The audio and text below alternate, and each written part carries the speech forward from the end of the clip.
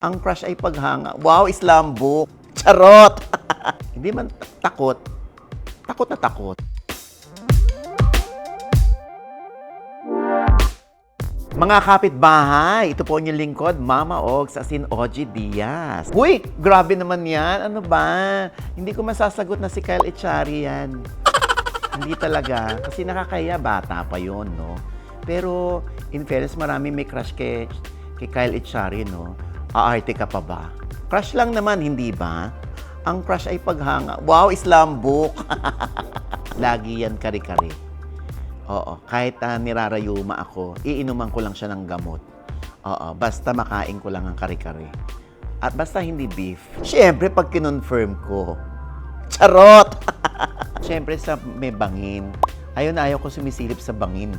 O, feeling ko may tutulak sa likod ko. At mahuhulog ako doon, kaya hindi man takot. Takot na takot. Nanggigigil ako pag gusto kong malaman ng totoo, kaya tinatawagan ko yung mga taong concerned o yung involved sa issue. Otherwise, ang tatawagan ko yung mga ka-close sa kanila, kung gaano katotoo yung balita o yung issue. Tapos, pag nakakuha ko ng impormasyon, hindi ko naman siya kino-confirm. Sabi lang nung third party, hindi ako nagre-reveal ng sources.